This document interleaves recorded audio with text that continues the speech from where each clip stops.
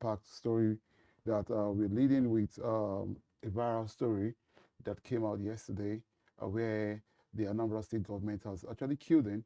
But we are also going to be looking at the Emir of Kano story also, whereby he's on the spotlight again today. And IJ, I think today is looking cold, but it's not looking cold in the news because we have a perspective of they should be exonerated. Should there be investigation is going on? Because I see these bail conditions as something that should not happen at all. I mean, you have a point, right? Because for certain crimes, I'm not sure we should be allowing people that have committed certain crimes get bail. We should not be granting them bail, especially for crimes like mass killing. There was a public outcry over that, and that's 3 years is already a long time. We cannot come after 3 years that people are already crying that justice has already been. It's still in the Kuje prison, still wasting away there. And we also have several others, Sokoto and Co. are all in jail. Why should these particular people, particular terrorists, let's label them with what they are, not just cornering or currying the statement. So I'm looking at the perspective of those who actually are victims of this situation. How would they feel seeing these people granted bail? Yeah, exactly. I agree with you. I believe that because there are other persons who also committed such crimes, I mean, who are still in prison. So if they are granting these ones bail, then they should grant everybody bail. I mean, everybody should just go free. Don't you think so? I mean, if everybody is going, I understand. That's Everybody should just bail themselves and go home. Justice must be seen to be fair. It must be seen to be transparent. Exactly. That's why we have that, the blindfold, because you cannot be looking at certain persons. So what's good for the goose is good for the gander, really. Because when this occurred in 2022, the St. Francis Catholic Church, that money was a dark money for everyone in Owo that day. And I look at look back now and see how the victims are looking at this case. And one would actually ask the question: is there really justice for the deceased and the victims alike? Because a situation whereby we have people who are being incarcerated and they are in for high-profile cases like this, and next thing you jump up in the morning and we find the judiciary saying, "Oh, they want to be granted bail because." Information from DSS that they are information from DSS that they are flight risk, and that's a very valid point. I mean, if they are flight risk, then no need to grant them bail, really. But more worrying is the fact, like we've already established that this is 3 years after. This air hostage issue between Ibom Air and Miss Comfort Emerson. One will look at how speedily she was sent to jail and how this has dragged for 3 years. And now we ask ourselves, at what time is justice served? Is it served at a la carte or is it served at dinner? Preferentially, because if you are in Comfort's shoes and you are hearing today that some people who committed heinous crimes like massacring people in a church, and now they are being granted, they're about to be granted bail until the DSS stepped in and said these people are flight shoes. How would you feel? I think it's very sad because, I mean, they were so quick to throw Comfort's to pass by the then Jonathan's administration, and it goes with a fine of 7 or 14 years imprisonment. So we should hand them over to.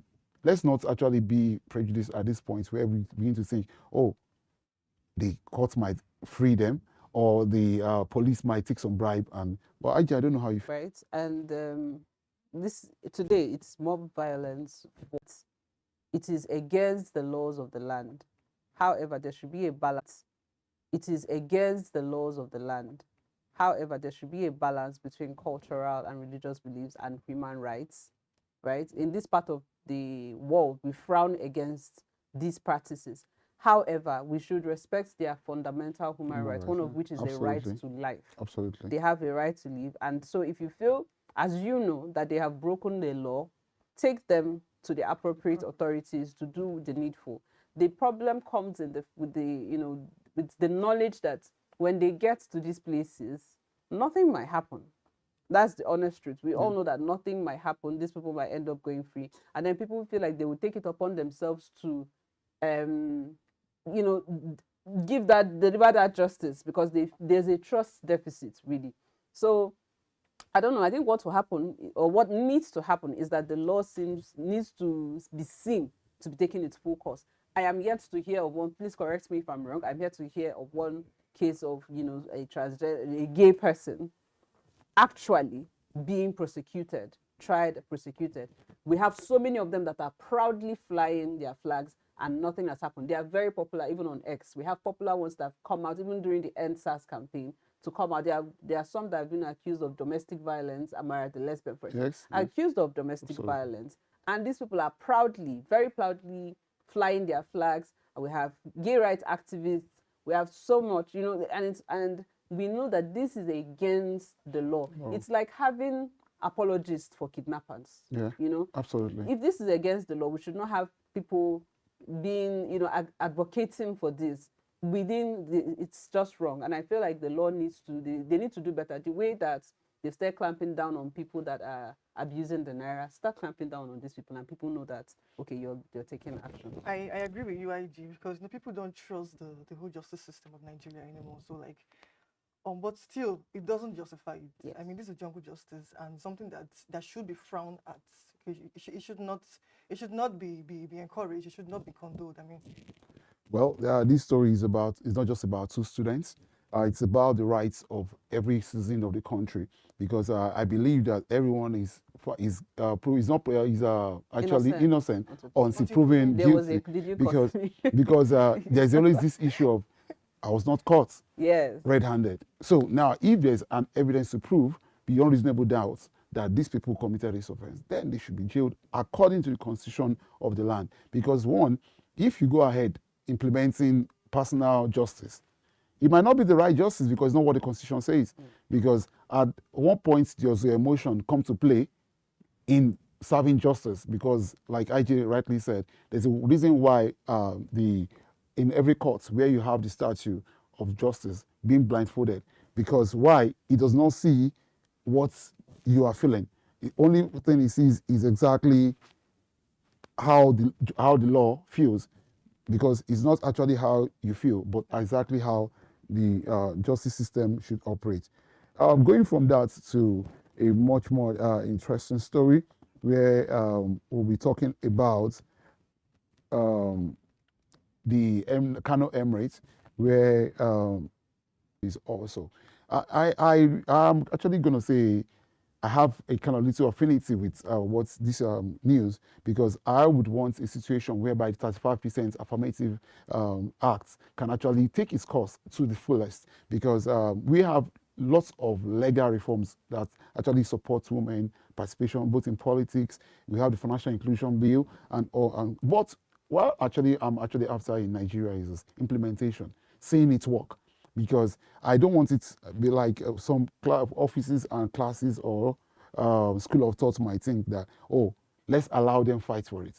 But I would say, let's make availability of these spaces for these people to occupy. Because in other places, you have disability rights, because they know these people cannot actually stand and fight for their rights. Let us allow them to fight in their own space so that there can be equality at our end. But I don't know how IJ will feel about this. You already, I mean, I'm a part of the school of thought, and I know that Nigeria ranks low, internationally for representation at National Assembly.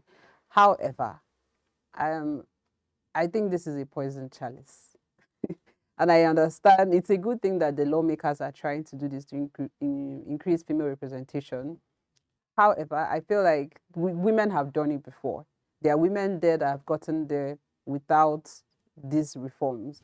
Nenadi Usman, Senator Oluremi Tinubu, controversial Senator Natasha Akpotudwan. So I would say that these women were able to do it. And so every woman should be able to do it. I would, what I think we should do, rather than trying to create seats for them, because it now brings up the issue of merit. Are we now going to be, leaving less qualified candidates who have merited that position for another candidate just because they are women? We've seen what these quota issues, they have done. And I know that there are some countries that do that, Rwanda, Kenya. But when it comes to us, I would say let them fight for it. Let them go to the field and let them fight. However, let us create an enabling environment, a level playing ground that allows women to compete favorably. Let's have schools. Let's have, I know that there's a school of politics for one, but let's have more of these institutions that trains women, that offers them the training, the whatever they need really to be able to compete favorably. I think that's what we really need. That's more than enough for us. We don't need handouts. We don't want tomorrow somebody says, but we gave you this seat. No, we want women to earn what they have. As for me, I think it's a really good development, because it basically like encourages women to participate in affairs of politics and all that. So it's a really good development. Not every woman is not everyone is as strong as the other women who fought for this and all that. So but if you can't, that's part of my problem, because if you cannot fight, if you have to be handed a seat really, or that has to be created for you before you can get in there, then how are you going to represent your people? Because you're essentially going there to go and represent. Yeah, that's people. A good point also. So you should be able to face those men on the battlefield before you get in there, because you're still going to be facing them there. I feel like the fight is tougher for women than men. Yeah, I agree. Well, I would say some critics call it tokenism, a mechanism for women, but I would say if this is passed into law, this would actually boost people like Adore, who has been moving for this 35% affirmative act to go in. And we have lots of women actually in the House of Rep, in the Senate, and we have lots of essays and ministers right now who are actually female. But I think what women are asking for is they cannot struggle with this male, they cannot outspend them. But I would also buy into what you said. If the men can do it, the women can also do it. But if there are actually opportunity for them to do it better by giving them the spaces they need to actually operate, let's also allow them to operate. Yeah, I think we agree to this. Yeah, I agree. Yeah, I agree and that takes us to the Kano Emirate, where we need to also see maybe the current government and the Sanusi saga with the Bayero saga would actually sit outright with the tribe. Because I would want to say this. It's the incursion of the executive in traditional seats has been ongoing even from the military era. But this is actually the first scenario we are seeing again coming into play during the democratic setting, in the democratic setting. Why I said that is this. During the Machedo era, where he was actually dethroned, the Sultan of Sokoto was dethroned, everybody said, wow, can this actually happen? But now it's happening. And it happened because Sanusi was dethroned and Bayero was put in play. Now Sanusi has again been enthroned on the seat, and we're hearing rumors of Bayero actually having a kind of sitting right with some political allies. But I don't know how this is going to feel. The laureate, he's more like an academician, and he's a very respected economist. We've seen what he was able to do whilst he was CBN governor. And to see that this is what we're discussing, and when we think about Sanusi's legacy, this is going to come up really. It's a very big shame, because in this part, and I will speak like an African. Here in Africa, we have our own system of leadership, our own rulership. We all come from places, we all come from communities, and in our all local communities, we have our traditional leaders, whether they are the Obas, the Obis, whoever they are. And they have their respect. In every part of Nigeria, in almost every part of Africa, you have these traditional rulers that are respected. And they are more of the monarchy system, so it's like they move from their sons to, they keep, but it's not the same with the emir system. However, what I'm saying is that these people are independent. They are completely independent. They represent our culture. They're very significant to who we are as a people. So to see this interference between politics that we know to be what it is very disheartening. Because at the instance of former Governor Ganduje, an emir was dethroned. It's a very shameful thing. Like you said, we've not seen this since democracy. And it is very wrong for such a thing. We know that even before, pre-democratic era, we had politicians coming to meet these traditional rulers to garner support when we were going into elections. That's to show you how symbolic these rulers were. But now this governor removes, the next administration brings them back.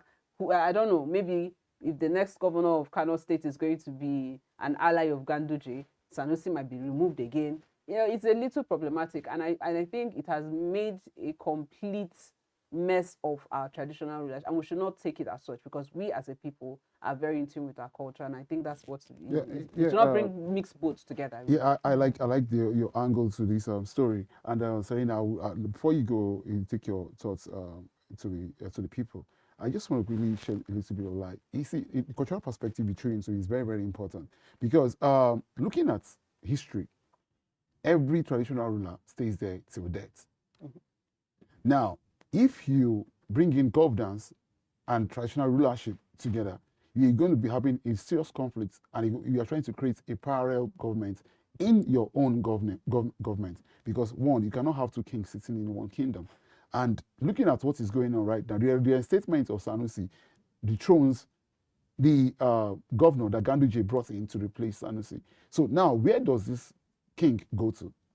That is the issue, because now he's sitting in another position in the same Emirates. You know what Ganduje did was to create what they call boxes of other rulers around the Emirates, whereby now you have several other smaller kings under the main emir of Kano, which was not even. That's where politics is now coming in conflict with traditional rulership. And I think, like I directly said, if you run to these people pre-election, what goes wrong after election? Sorry, so they'll keep bringing them back, and no, for this one I would say it's a little difficult, because you know that the emir then died, and then Sanusi came. It was mid-governance, right? Yeah. So what I think is the solution moving on is that let's not mix the two. Yeah. This is for our culture. This is for our governance. So let's not mix tradition with politics. All right. If you're a politician, stick to politics and stay out of the business of traditional rulers. And if you're a traditional ruler, within the confines of the law, however, the constitution, if you're a traditional ruler, stay out of the business of politicking, not governance. You can be involved in governance, because governance is for all, but stay out of the business of politicking. That keeps or preserves our culture and preserves those institutions that we hold in very high esteem. So don't get involved in politics in a way that threatens the governor of a state, for example, because that's what led to all of this. Yeah. I think another issue basically is also the court's rulings. You know, they are just different court. The court should be able to tell us one thing and let's know, and stop confusing us, so we know exactly what is going on. Yeah, I agree with IJ. You know, politics should not, interfere with our tradition. Well, from politics not interfering with our traditions and going into a more gory incident that happened in Anambra State, and everyone has been speaking about this, and it's worrisome that we still have this kind of a trending jungle from a departure of where we just left Miss Comfort Emerson being assaulted by an airline, stripped, and now we have task force being instituted by the state government, and we have them running after Corp members, stripping them in their lodge, and recording them, putting them to the social media, and the investigator, because they claim that they were actually one. We have the story of them actually finding that they are actually Yahoo Corp members. Now, who gives you the right to actually investigate? And this actually draws back to how Soludo has been running his government.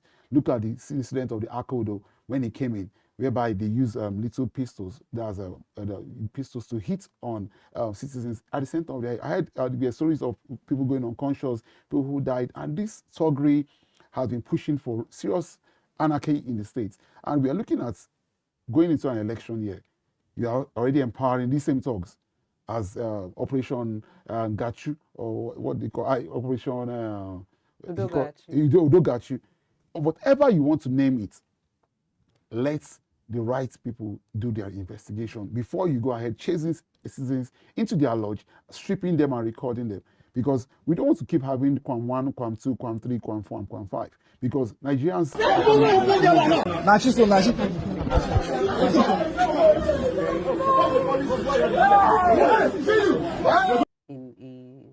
state that has somebody who is a professor as, as a governor, it is very disgraceful and it is very shameful. We all know what it is, and if we call it spade, what it is, Yeah. we will tell ourselves the truth. We know that these vigilantes these vigilantes were seen as a result of the move or the push for community policing. However, there are states that we have seen that have gotten it right. We have seen in states like Ondo, where what vigilantes were doing. We have some very popular, there's the other popular vigilante group that is doing a lot. But then you come to a place like Anambra, where you've seen not one, not two, because if we don't speak about these things, the Akodo incidents have happened. This is happening. If you don't speak about it, a worse one might happen tomorrow. And it is very sad that it is still within this same Anambra that we are seeing, this same incident. So it begs the question, how were these people selected to become vigilantes? Or are we just going about empowering thugs? Are we carrying weapons and giving to the wrong people and saying, allowing them to go back into the society and cause mayhem? Now, these vigilantes, if you agree, these people are very familiar with the locality. Yeah, exactly. They know this terrain very well. Absolutely. That is why they are there. Yes, Yeah. absolutely. So they know this terrain. And I dare say they know these girls. They know these girls. It is possible, and I will not put it past them, that maybe they've had one or two interactions with them and they found these girls to be rude, or maybe they've made advances at them and these girls have not, responded favorably. And so they resort to what they've done now, attacking core members on official assignments for the country in a corpus lodge. That is the height of it, if you ask me. Because this means that the very people who had been tasked with securing them, with providing that security, are the ones that are assaulting them. If this is what is going on in Anambra, then I think Soludo needs to do more than just condemning this. He needs to actually take steps and, to show that these people are secure, because these are lives that it's very in the trend of, I don't know, the trend of basically not respecting the dignity of a woman. It's too much. It's a lot. Yeah. And he needs to address this beyond. Yeah, exactly. I was going to add that, before you go into that, let me actually make a very valid point that we need to actually take into cognizance here. One, this lady, Miss Ella Elabo, is actually a Corp member serving in Anambra State. She was in the lodge before these task force came into the lodge and asked for the fraudsters in. That's number one. They have not established who is a fraudster and who is not a fraudster. She made way and provided them with an ID card showing that she was a Corp member, and that was when the beating actually started. So now, as a Corp member serving in each state, how do you feel? Do you feel safe looking at this viral video? No, I don't feel safe at all. But it's really discouraging, and the whole stripping of women something is now like becoming a trend in the society, and it's very sad. I feel like something should be done about it quickly, because you can't normalize that. You can't. It cannot be normalized, because, and we're happy to say also that the state governments have come out to condemn the situation and actually made arrests of the whole operative that went into that situation. Yeah. And that's the right thing. But we wait to see. No, but I'm saying that beyond arrest, it is very telling. It is not enough to make an arrest, because this is not the first incident. It calls for a complete overhaul, because we're going into and we know, you and I know, that this overhaul will not be done, because we know that these people, some of these people are people that are being settled for the work that they have done during elections. It's an election year. Can he overhaul this system? Can he get rid of this? Because people are more of a menace than a solution. So Soludo solution is to provide a so we're solution. asking Soludo, the people you are empowering as task force, what is your intention? No, are your intentions clear to the people, or are you going to employ these same people during the election? Because we don't know who are going to be the state actors during the election. Because if we have people who are being armed to chase citizens into their premises without no warrant, now you decide to use them during the election.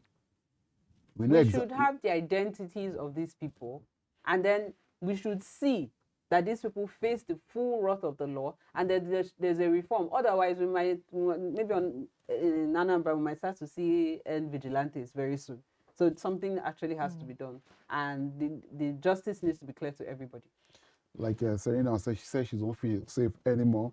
From not being safe anymore to looking at other stories that we have during this incident, we have touched a very pivotal point where I would say, as I'm pressing my phone, I feel that there's going to be cheaper calls and data, like the president has said.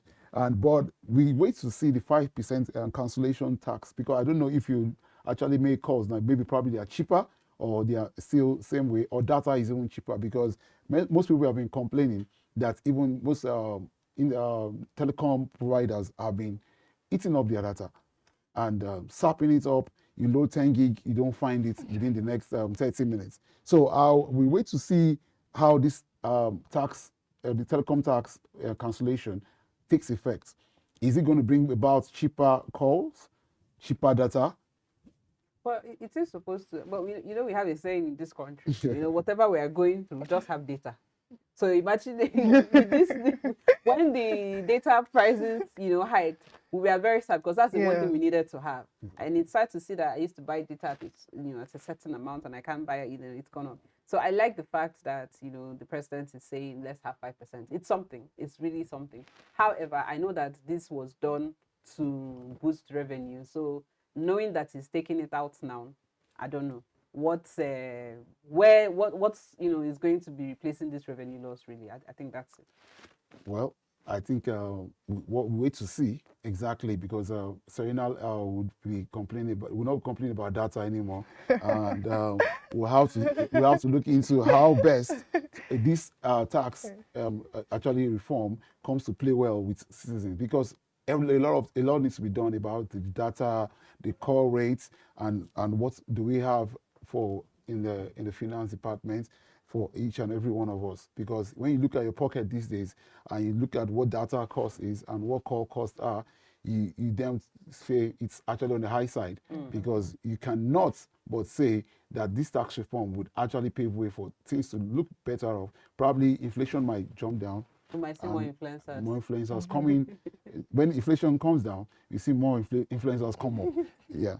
I think that's where we draw it curtain on the political roundup this morning, and we'll wait on the next segment, where we'll bring you entertainment, finance, and sports. And let's wait on the next segment.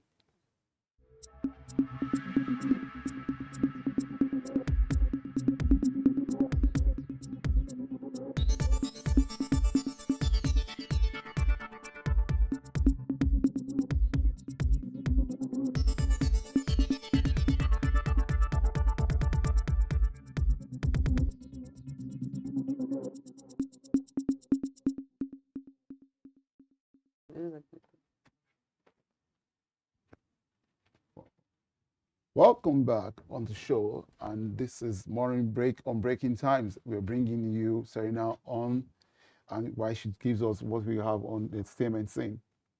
Hello. Hi, IJ. Hi. So we have some trending stories for today, and the first one is Uncle B and his wife open up about online bullying, trolling. So the actor stroke content creator and his wife recently opened up about the whole online trolling and all that in a recent interview with I think I saw the interview recently online, and where the wife was talking about how she doesn't even look at the comment sections anymore, because Nigerians are being very cruel, and Yeah, exactly. And also someone made a post made a post and said something hateful about the daughter. the little daughter that is now being included in the skits and all Yes. that. And this person who gave this post is basically a woman. So, like, as a mom, what do you even feel? How do you feel about this as a mom? I mean, the fact that you have the freedom of speech and everything, does that give you the license to bully another person? I mean, we like cruise in the country, we like banter, but how far is too far? As like you said, as a mom, I find it very disrespectful that any woman who is a mom or intends to be a mom would say very hurtful things about, a child. First thing they said, this child is ugly, and then they at some point even called her a live labubu, which is it wasn't really hilarious to me. I know it's supposed to be funny, and maybe that one was made in good light, but it can come off as distasteful, So these are the issues that we need to really look at. Some of these things border on cyberbullying, right? And the law needs to take effect, because I think there's the law on cyberbullying. Some of these things border on cyberbullying, and the law needs to take effect, and people need to be punished. I like the fact that celebrities now are saying, "See you in court." When you do, and they say, "See," so people are beginning to take responsibility, for their actions, for the things that they say. But I find it morally very wrong to take swipes at a child. It is the height of it, and it is very wrong, and we should be condemning such things. People should know better, and they should do better. I also think, it also means, even as an influencer, a celebrity, you should also take steps to also protect. You see why people protect their children, so protect your child from internet and all. Anyway, I will come from a legal point of view, because looking at cyberbullying in Nigeria, it has come to a place whereby even on the internet now, there's a way, both X, Facebook, Instagram, or TikTok, you cannot push this bullying beyond the handler can take. Whenever the handler tells you stop at this point, you should stop. You don't dox people or present their children on the social media, or try to say hurtful things to people and feel that you're going to go scot-free. And looking at actually what the law says, we have a Prohibition Prevention Enforcement Act of 2015. Before this act, there was a legal regime of cyberbullying consisted of mainly criminal code conduct. See, I just want to say this. You don't bully physically online. It's not, you should not actually gloss it. We should not encourage it, because whoever you are bullying, you cannot actually ascertain the person's mental health. What the person's mental health can actually absorb at a point in time. So most people have committed suicide just because of cyberbullying. We used to have that 3 years ago, a guy who actually committed suicide because of what actually was said about him online. And he dropped his last comment that the end. So now, if we keep on encouraging such things, we don't know the aftermath effects of what has been said, because the word only comes out, but you don't know what effects this word actually goes into, because people sit back, retrospect, think deeper than the word you said, and it becomes so hurtful that they think about, wow, so if one person has said this about me, what is 1,000 other people saying about me too? Because you might feel that you've just made a joke out of it, but the other person does not feel so, he's not sitting well with the other.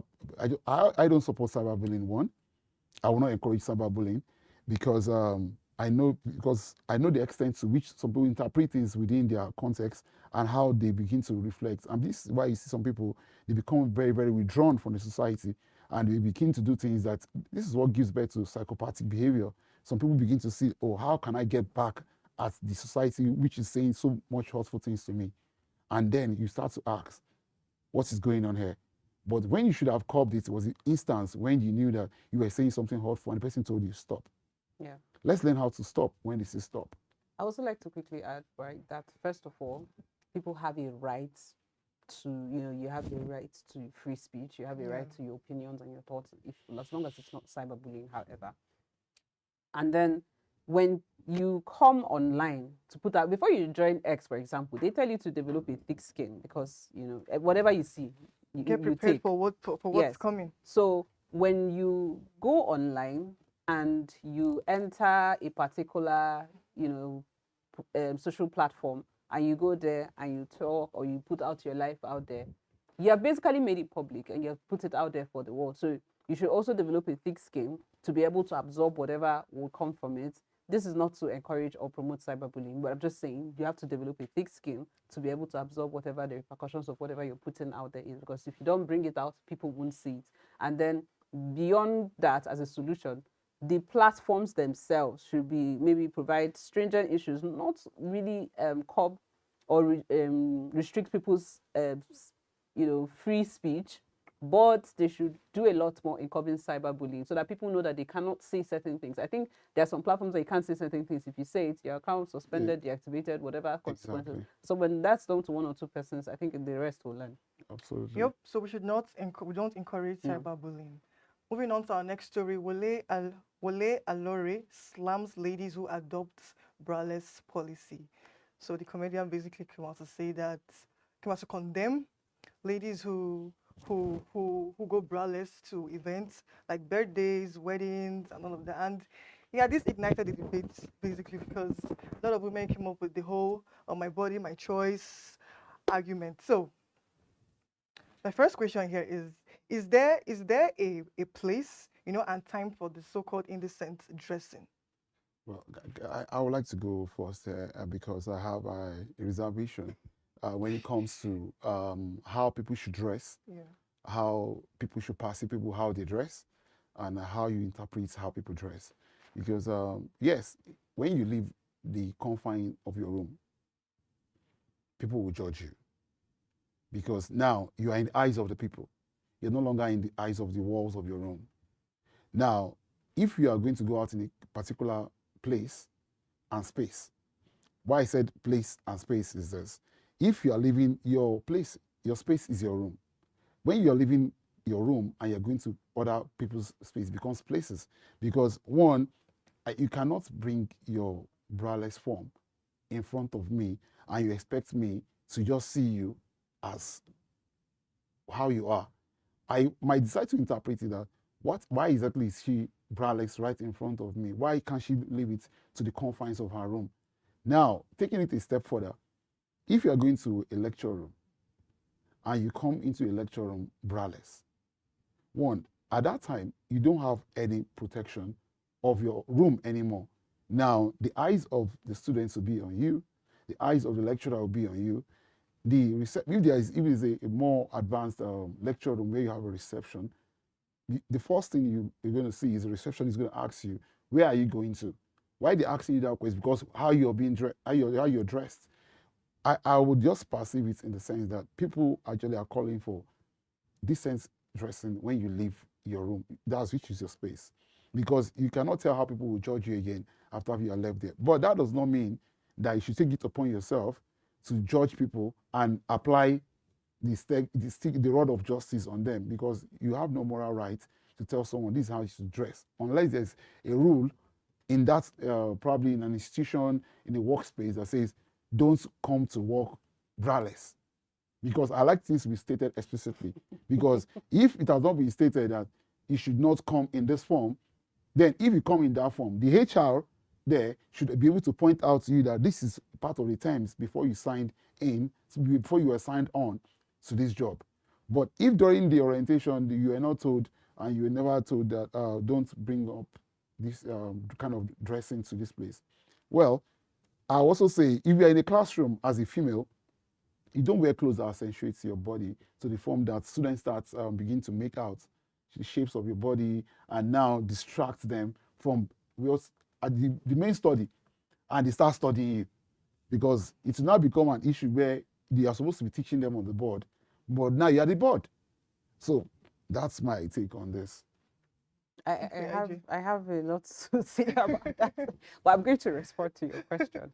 But I'll start by saying that first off, I mean, your body, your choice, but you cannot tell me how to perceive you based on how you appear.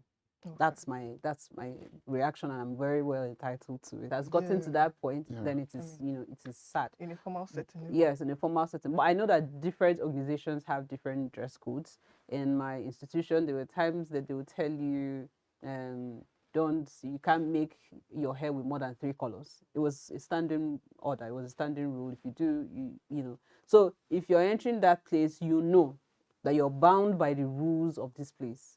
And that's what it is. In certain, you know, countries, there are laws against indecency. If you appear in a certain manner, certain things will happen. So I think, first of all, we're seeing people going braless in different places, or, you know, because our society permits, our society allows it. Or the spoken rules, you know, we allow it. Because these same people will go to Dubai, they will go to Arab countries and they will dare not. They will go to the north, the core north, and they dare not dress in such a manner. So it is the society that permits it. And what you classify as indecent dressing in an office space, an office environment, or in a school is not what you classify as indecent dressing in, say, a beach, or you're in a pool, or you're in a club. Absolutely, yeah. So Yeah. I feel like, yes, like the answer to your question would be yes, there is a place, not for indecency, but there is a place for certain things to be worn. There is a place and there is a time. Don't come to somebody's wedding looking like, Yeah.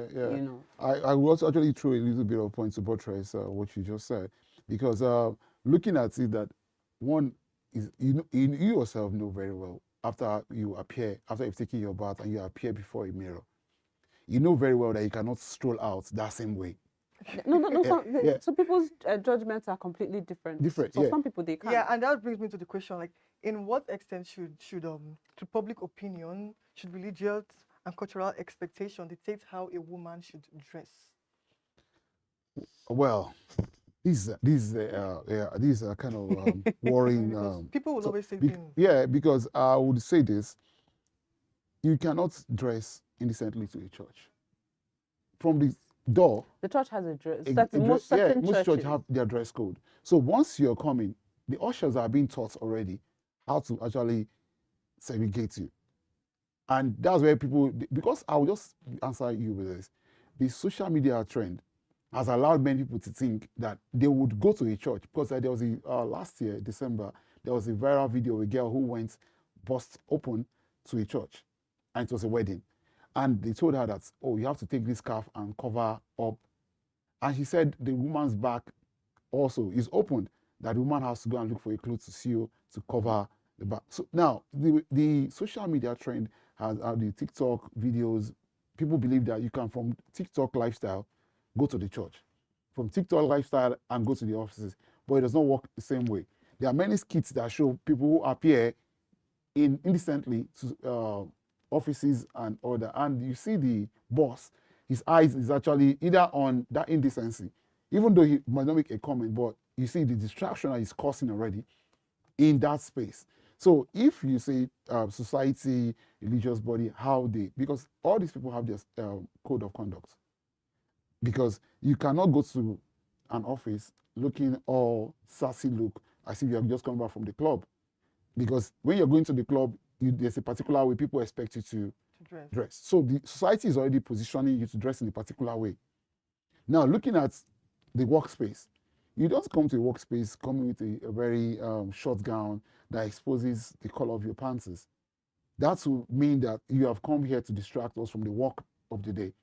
Same way, you not expect a church or a mosque to see you coming in, jiggling, and all round figured, and coming into a mosque to bow your head, rise, and all that.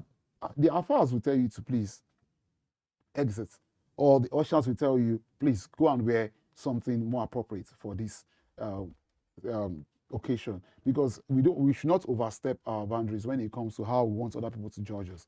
Because you don't expect me that I should just open my door and I see a girl in her lingerie, and she tells me she wants to force herself into my own room. That's my space. You don't come in that way. I can actually send you away. Please go and dress properly. And then I'm now stating for you what is proper, because I've told you this, what you're wearing is not proper in my space. Thank you very much. Like I said, I think, like, first of all, we cannot police women's bodies. We should not be seen as policing. Everybody has a right within the confines of, that's good. That's fine. However, in public spaces, what I would advocate is we should be respectful of each other. And, saying that a girl cannot wear certain things, you said somebody will wear and come to the lecture hall and then she becomes the board. I will tell you that there are people who have been abused and, stuff has been done to them, and they were properly covered. So that goes on regardless of how the woman is dressed.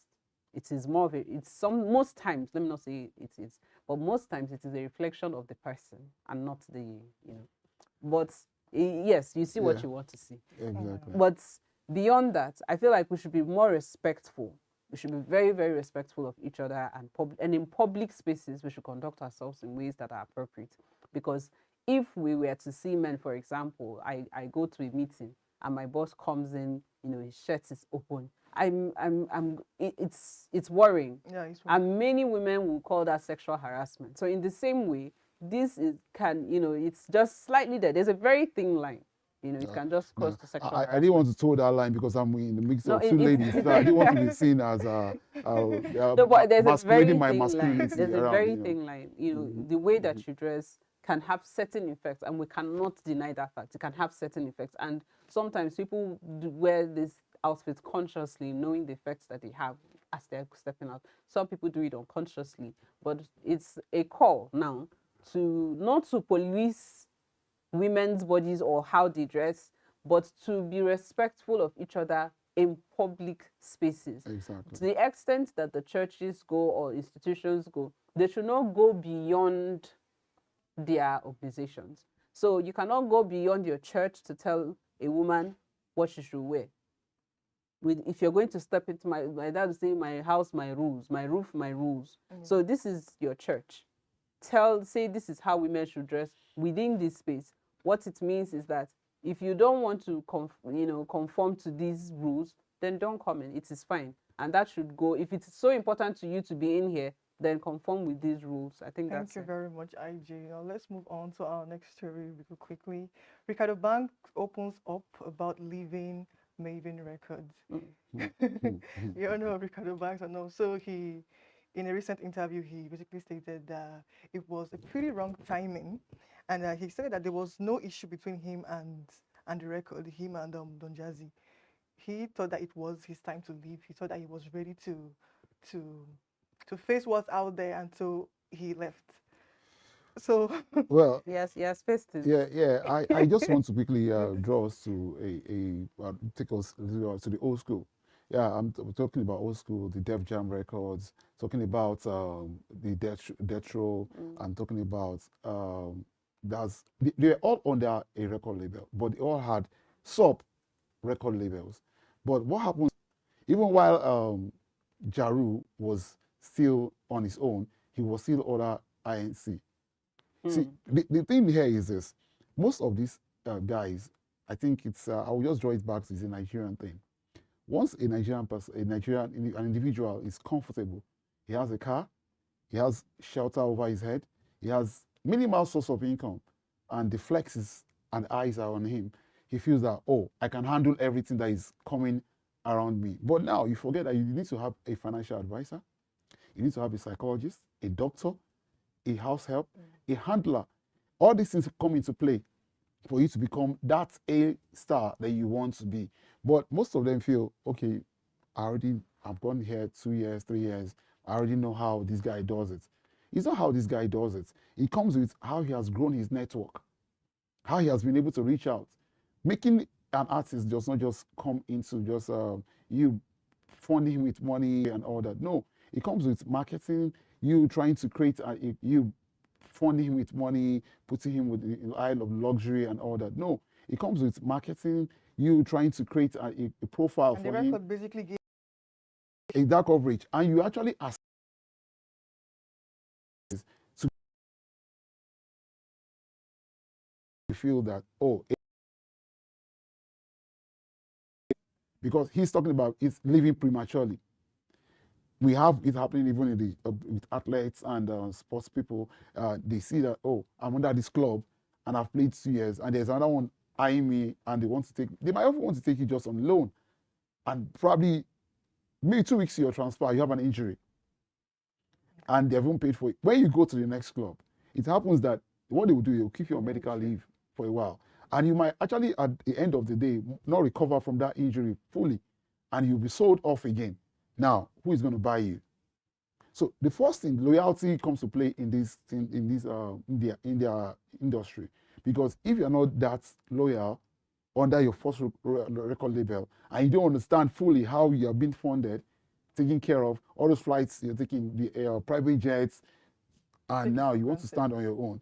Now you find out that the money that you think you have under this inflation, under this economics that we have, you cannot even stand on your own to actually say you want to buy a car of, before you could buy a Corolla for 2.4 million, 3 million, but now if an artist wants to buy any car, you know what is in vogue. You know what Burna Boy and co are buying, and those things are actually being taken on loan. Most of those things are actually being collected from the record label. They pick them up on loan.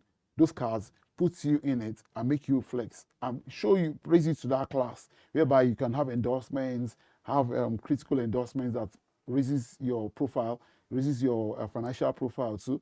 But I think it's good that he has realized. I think Don Jazzy is a very good man. He accepted the bench back. Probably he might accept Ricardo Banks. I basically feel he was really impatient. You know, I want to know. I don't know if I would say well impatient. I think there's a lot of pressure. There's a lot of pressure on artists to go solo to do them because people feel there's a way the system works, right? So you're signed to a label. The label basically covers a whole lot for you, and then there's a sharing formula. So when you get an income, where your income comes in via streams or shows, a certain percentage goes back to the label. And sometimes it's easy to just sit and think, oh, what if I had all that money? What if I didn't have to share? It's easy for you to bow to that pressure when people start convincing you that the label is ripping you. It's like, so there's a lot of pressure actually on artists. And when you're with a label, the label basically owns everything. Your masters, Taylor Swift just recently, got her masters finally after a long suit. So they have your masters. Sometimes they even own your name. So there's a lot. You can't do anything without your label. You cannot go and perform for your father. Yeah, I thought it's not possible. If it is not cleared by your label, by your management, it's that serious because you're on contract. You cannot do a free show, even if you wanted to, if it is not cleared by your label because you have, So there are certain things that are there. And when he says he left, without any issues, yes, that's the best thing.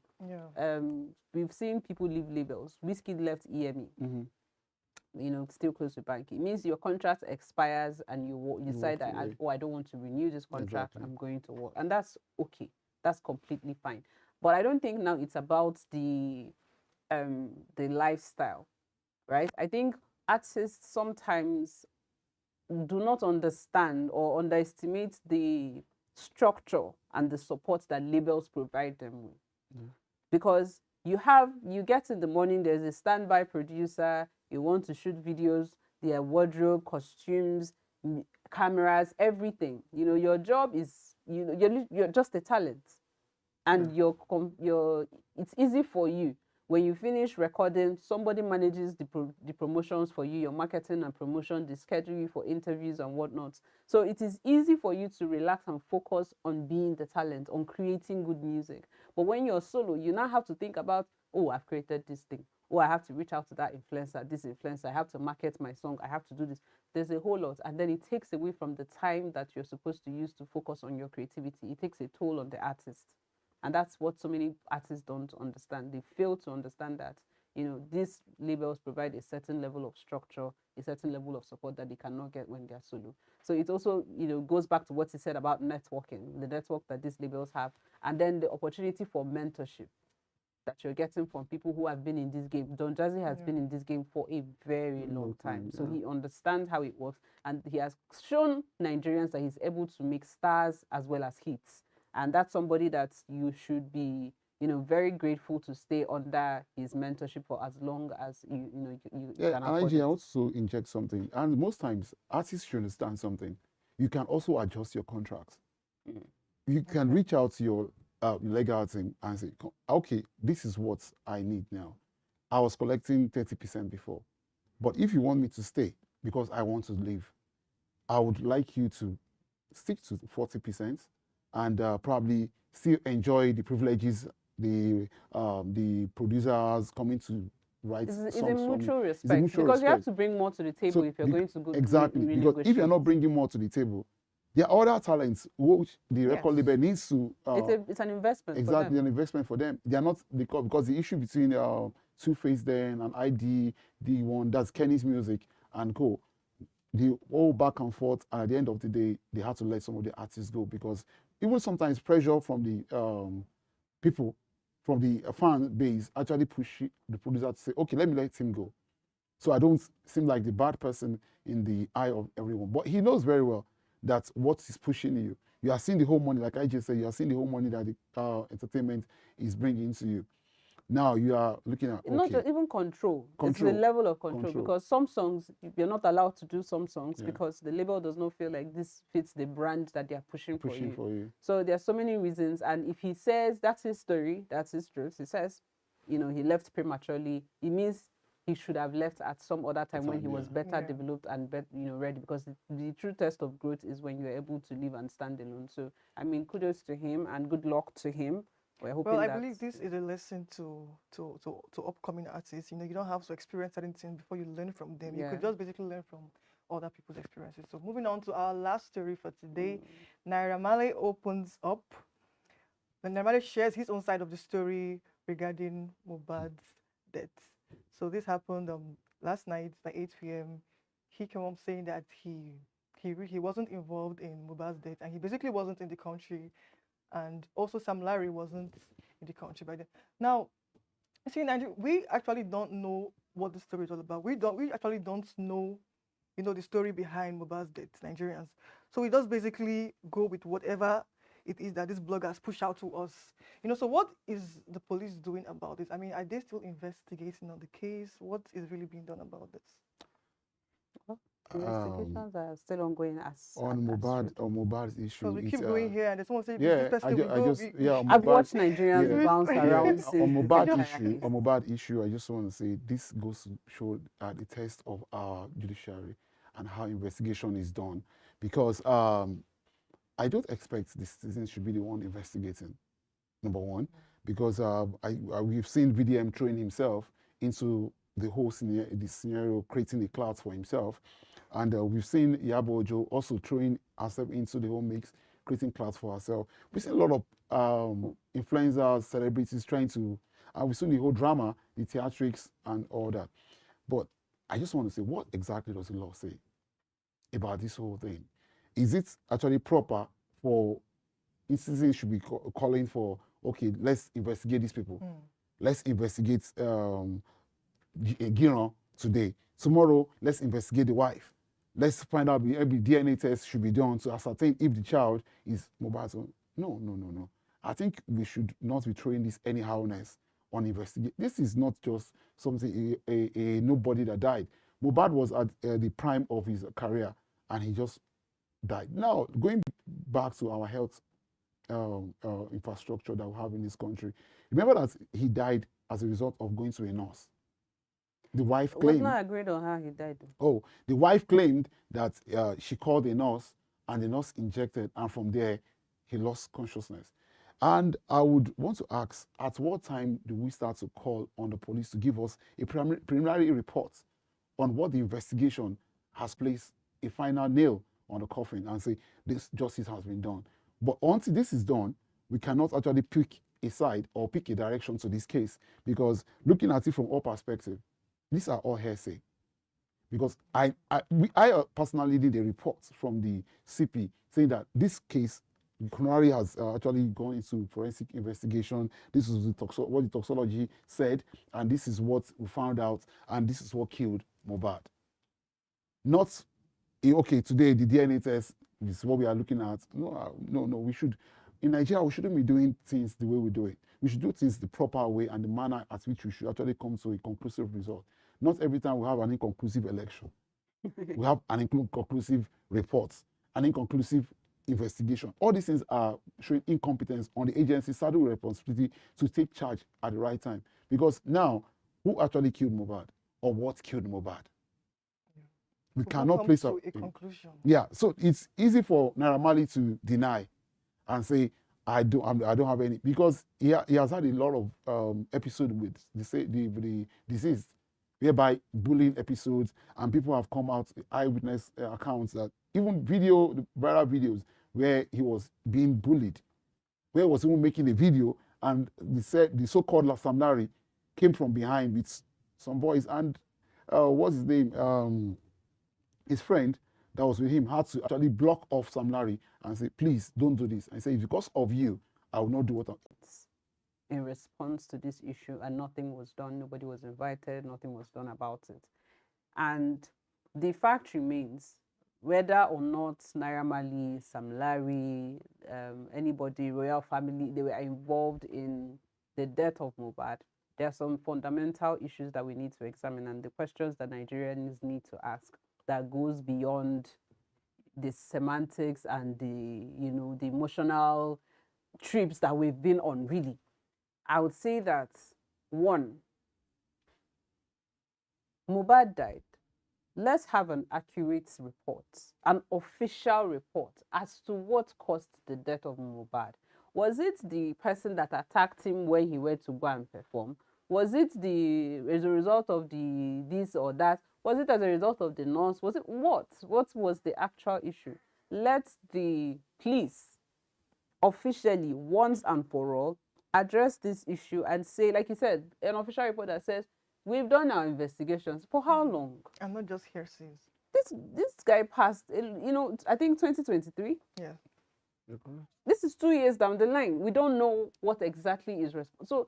So this is what our investigations have shown us. The coroner's reports collaborate with our investigations to show this, that. This is the result of our investigation. We've interrogated so and so persons. But regardless of what these reports might be, the fact remains that Mohbad, whilst he was alive, made certain allegations, wrote a formal letter, and nothing was done about it. It is very telling. It is very telling, and we are human beings, and we have a right to be protected. So nothing was done whilst he was alive, and it seems that in death, nothing is being done, despite the wide outrage and public outcry. So that's one. We need a formal report that says this is what happened, this is the official account, and this is the state of things so far. We also need for our bloggers to take it easy. They should have mercy on us. Verify information. There's a social media, statement. It would have been nice to have heard from Naira Marley a lot sooner. Because his silence was taken for guilt. He should have spoken a lot sooner. I don't know what it was. Maybe it was PR. I don't know what they were trying to do, however. Or maybe he was a man processing bit. But I want us, to really, I think he should have done this a lot sooner. There's a cancel Naira Marley, cancel Zenoliski, and all that. And you cannot take away that this has affected their income somehow. So this Mohbad's death has affected the lives of so many people. And we would like for this to reach a logical conclusion once and for all. Yeah, sorry, before we go on with the story, I said before that we don't need to hear from Naira Marley. Well, Naira Marley was arrested. Party. He was arrested, sent to jail. I should expect that there was an investigation ongoing. No, but he's telling his side, his truth, and he's entitled to tell his side. That's what I'm saying. The police should give us all sides, so that we can have a conclusion on Mohbad's case. Actually, unlike other high-profile cases, actually which happened in the past, like Bola Ige. Up to today, we cannot tell. Fusha Williams. We cannot tell who killed Bola Ige. So this actually exposes our prosecuting team or structure in this for the police force, because is it that we don't have we don't have a proper protocol when it comes to investigative investigation in this country? Because if one looks at, okay, if I just today become a victim of an attack and there's no eyewitness reports, there's no CCTV to cover, there's no one there to actually rescue me at that time, that means that I might just go on to be another deceased person in Nigeria with unaccounted for. Because at the end of the day, people keep asking, who killed Bola Ige? Who killed Fusha Williams? And nobody can actually point out who did this till date. And we have had IGs upon IGs upon IGs. We have had administrations upon administrations, and these things are already cold cases. So is Mohbad's case going to be another added file in the cold cases? Thank you very much for your input, IG. Thank you very much. Ikemba, for making this a really wonderful session. So that will be all on the entertainment news for today. I'm OC Serena. Thank you very much. So we'll go on a break.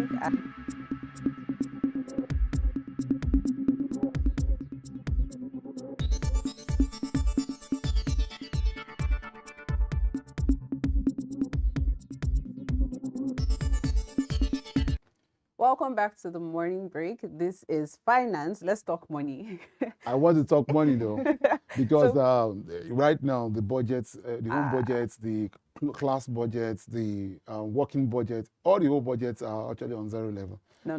Let's not talk budget. Let's start with international collaborations. Okay, Nigeria has been thank you. doing a lot with other countries, and it's nice to see. So first off, we have Nigeria and Japan, and we have Nigeria and California. First we have Nigeria and Japan, right? There's a trade. Our trade, Nigerian trade with Japan has hit 1 billion. That's a lot. Yeah, It means that import export between the two countries is to the tune of 1 billion, and not in naira, in dollars, which is a lot. So I'm kind of curious. I don't know. We know that our brothers in Japan. I wanted to say okay Japan, and I remember that there's an actual okay, but there are actual people in Japan shipping spare parts and what have you down to Nigeria. Is there a commensurate export level in export, or is this 1 billion mainly on the Japanese import side? I'll quickly point out this. When the former WTO, or she's still the WTO head, said, that's Professor Nkojo Iweala, said our economy is now stable. I would say these are all contributing factors that brought out the restrictiveness of our country from its comatose state to a place whereby we can now put it on, no more in the theater, it's now on the sick bed. We can now apply the necessary pills, drip, massage, and all that to become more active economy. I think this is a good news for the country, and it shows that more people have been importing and exporting. Likewise, vis-a-vis Japan, importers bringing in the bringing in the spare parts, bringing in the electronics, bringing in the phone accessories and all that.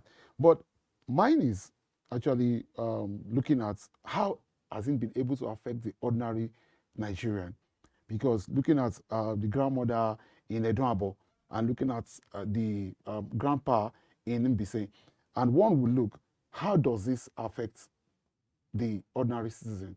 Yes, if they in the village cannot tell you that this is affecting them positively, we should look at how we can actually triangulate this effect of the economy to the people. That's why Dr. Okonjo-Iweala said that we need poverty net, a poverty net, where we need to, the poverty net catchment space, whereby these reforms can actually translate into practical development when it comes to the grassroots. Because you cannot use how the economy affects one in the city to how it affects one in Giri or Katanfo. So because what I'm looking at here is, what are the indices that shows that, oh, this is our beginning? Because now one in the village has, once those in the village, farmers in the village begin to move their produce up to the urban spaces, now you know that, okay, now you are buying from them for export. Because if you cannot buy directly from the farmers, because now all these middlemen are the ones fending off from the farmers, and we are not saying we should eliminate the middlemen, but what we are saying, let there be direct impact. That's where we have primary health care centers should begin to move down to the rural areas. We should begin to see more electrification move to the rural areas, because all these things that we are talking about, if these people don't have all this in play, how do they store their produce? How do they keep track of when the weather forecast? Because they need these devices, because it's not just going to import them from Japan and stocking them in homes in Abuja here. It means you need to go down the drain and sorry, not the drain, go down go down to the rural area and make sure that this takes proper effect down there. All right, so still on Japan, right?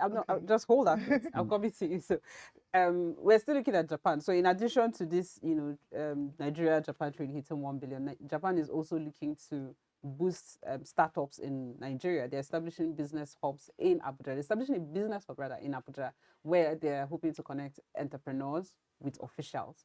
Now, if this goes through, what we might see, seeing as we are trying to move from consumption to production, we are trying to build, and we know that Japan and so other Asian countries have been used as yardsticks of measurement for us and for many other countries alike.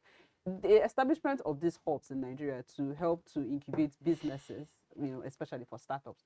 How do you think that is going to? Are we going to see more innocence? Are we going to see more production happening? I mean, Serena, what do you think? How is this going to help to develop, our country? More content creators.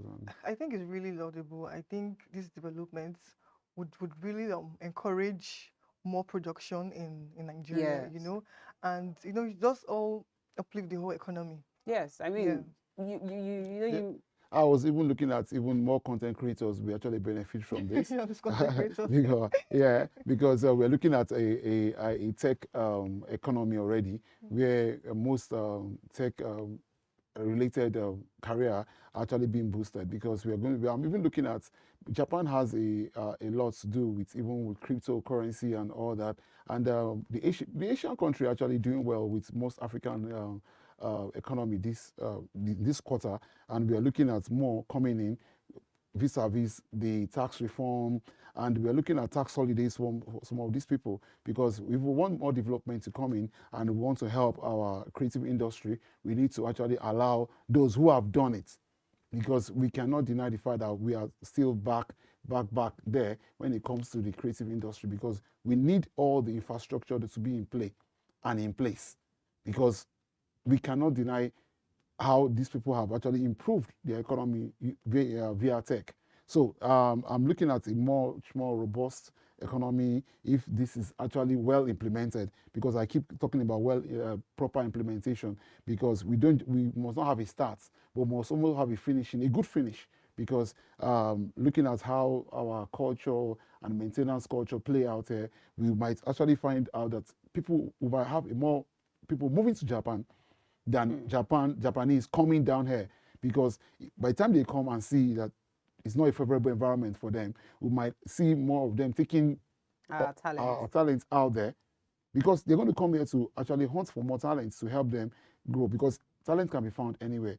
So if talents are here that we need to develop, why don't we bring in the manpower to train these people, so that we don't have a kind of exporting our talents out there and then buying our talents back again via buying the phones, buying the laptops and all that? Why can't we have the likes of Xenox and Co? Okay, just follow up, still on the partnership. It's not just Nigeria and Japan. I like that you mentioned that we're opening up to the rest of the world is coming too, because a delegation from the climate and from the California American and African Climate and Economic Partnership met with Nigerian business leaders, and they are looking to explore investment opportunities to deepen economic ties in the country.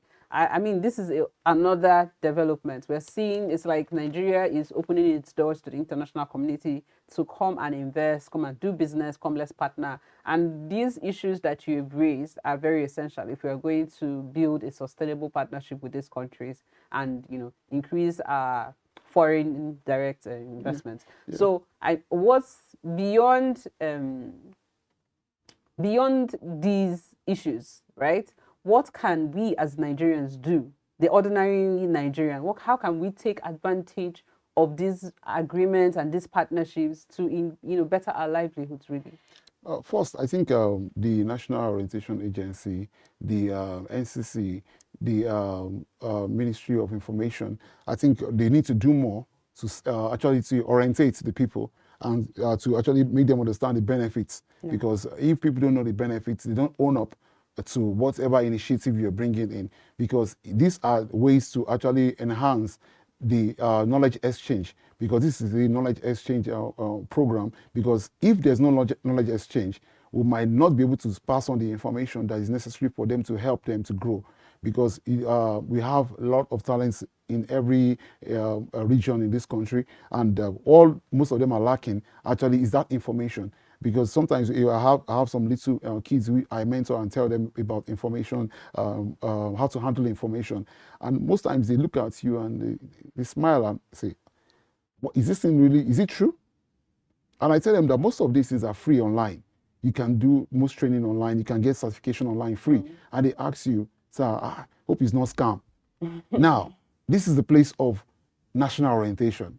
We need to actually take the message from the top to the bottom, because we don't just leave the information with the elites or leave it to the middle class. It does not help us if it stays at one particular point. It has to go down and then come up back to boost the economy. I think by so doing, we might be benefiting more, and the government of the day might have a project to show for it that they have actually helped the citizens. Okay, so I like the fact that you've brought it down, to what needs to be done. So away from international collaborations, coming back to the Nigerian scene, and I'd like to get both your thoughts on this. The National Economic Summit Group and its NESG is calling for bold structural reforms. Yeah. So they're saying that there's a lot more and that can be done, and this is basically the elite's call to reforms to foster more business growth in Nigeria, And what I want to ask is, what sort of reforms do you think, what reforms do you think can be done to get more businesses in the playing field? What reforms do you think can be done, really? IJ, I just want to say that we have lots of reforms in Nigeria. We have lots of models that we can pick from. One of them, actually, I would say, we have the Smidan model, whereby small and medium-scale enterprises are trained and empowered to improve the economy. We also have a private sector, whereby the Tony Elumelu Entrepreneurship Foundation, which actually helps entrepreneurs around Africa, and he has been doing this for the past since 2015 till date. So what I'm just looking at, whereby the federal government are actually brought in, talked to, yes, I would say talk to become the big brother here, who listens to what everybody says and become the regulatory person in play. Because one, we cannot but allow them to operate from the regulatory perspective, instead of them being the ones actually dishing out, because we have financial bodies which can generally be empowered with money to fund these entrepreneurs. Because the more we actually push funds to these financial institutions, they are the ones to look at who are eligible to actually be empowered. Because looking at the National Economic Summit Group, they are going to be doing what actually needs to be done, bringing everybody to the discussion table. But up from the discussion table, what do we have? Do we have an activation, or do we have an implementation? Because most entrepreneurs, what they need sometimes is not money. I'll tell you for free, it's not money. Most times what they need is a direction, guidance, helping them to grow according to the economic principles that is available at that time. Because economic principles are very dynamic, and being Nigeria as it is, whereby we still have some flaws here and there. The ease of doing business, I thank the former woman who was there. I also thank the woman who is there now, and they are doing a lot. And I hope that we can all tie this together, because number one key thing that we need to grow as a person is information, the right information. And now tying those information to the right activation tools that will allow these things to grow are very, very key. Because if you cannot but know exactly what to do at the right time and when to begin to look at how to begin to join these things to become what you want as an entrepreneur, because from place of processing to production and exporting or taking your market out there, you need guidance at each point. Unless, and I know, like, entrepreneurship is not just a day work, it is a marathon, because you are taking a step of growing wealth. And if you are growing wealth, that will affect and radiate, that gets to other people, and other people pick up the antenna and begin to grow their own businesses. You need all the key factors that will help you to grow the economy in the right direction.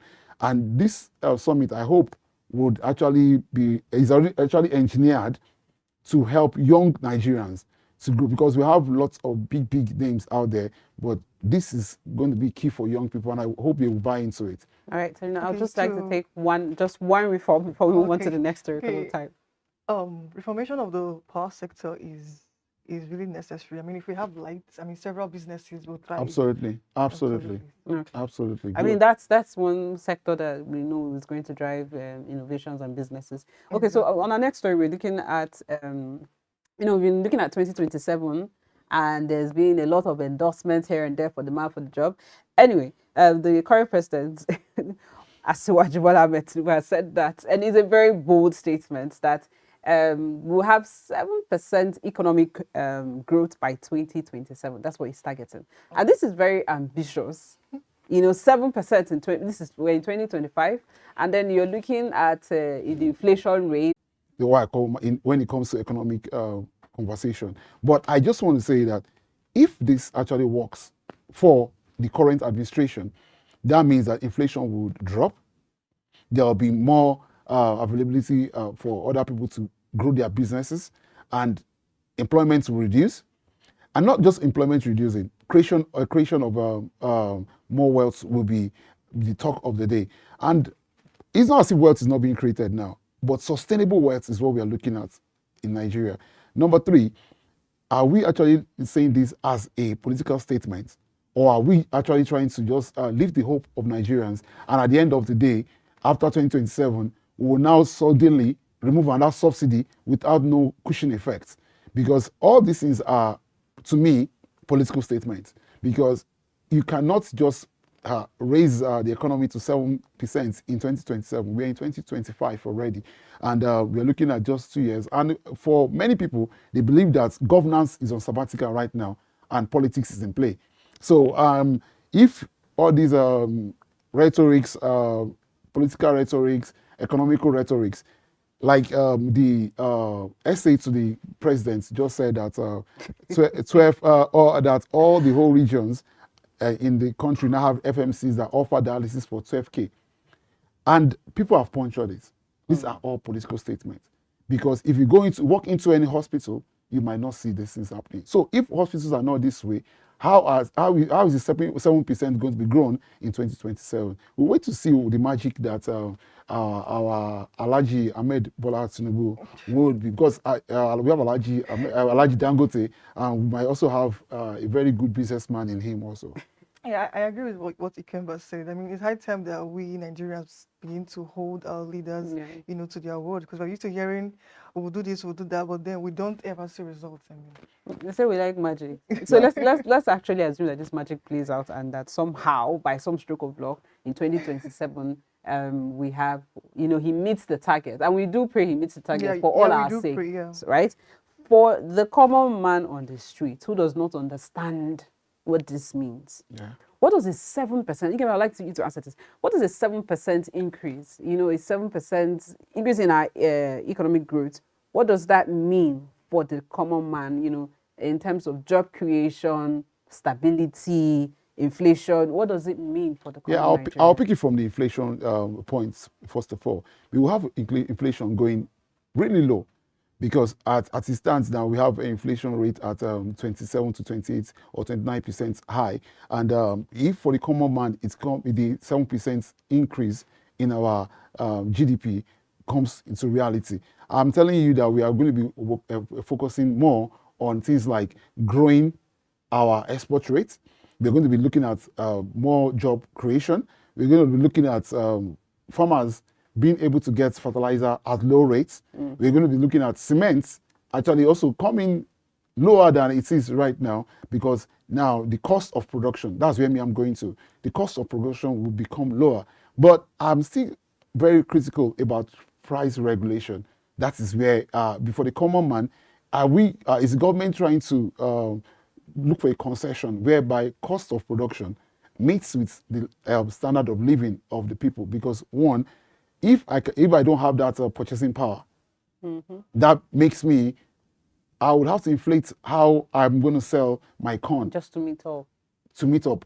Because if I'm roasting corn on the road, and to bring the corn to the spot where I roast the corn, I'm spending more to transport them there, more to buy, and even what I need to buy before. If I need to buy 2 bags, I now buy only 1 bag. It will be... You cannot make a down payment. Exactly. So now, there's no down payments for such things. So now, the government has to do a lot of job. If by magic this works, I'm telling you that the government now, what the song they will be singing in 2027 will be different. and there will be more support Yes. that the public will see, and it will awaken that the grassroots activation of economic factors that might start growing from the ground to the top, because you don't expect me to be enjoying the largesse of the economy and you will not see its effects on me, because it's very, very practical. Because if right now the ladies here will tell you that going to buy tomatoes or buy pepper in the market, you see 4 pieces of pepper is sold for 500 naira, and in some places they tell you that 3 pieces of tomatoes is 500 naira. So now, if the 7% magically happens, we might start seeing 10 pieces of tomatoes at 500 naira, just practical, to show you how practical it is, and more 10 pieces of pepper for 200 naira. That's really what we hope to see. We hope to see it's the what lower we- cost of living. We hope Yeah. to see that the price, because if that happens, prices of food, housing, a lot of things will drop, and Drop. really that's what we want to see. But we hope it drops, because in Nigeria nothing goes up and comes down. Well, we are actually praying our Well, let's just economic. hope it We are going to have 7%. We're waiting on that, and we'll follow up with that and make sure that Well- we'll do our best to support. Well, from the 7% magical growth to So- hoping that something magical happens, to having a wonderful time on the show, where we have been discussing a lot about finance, economy. And I hope that when we come on the next segment, we'll be discussing more about politics, entertainment, finance, and sports. This I wrap on today's morning break on Breaking Times. I am Ikoku Jose Kimba. I'm OC Serena. And I'm Ijoma Alba.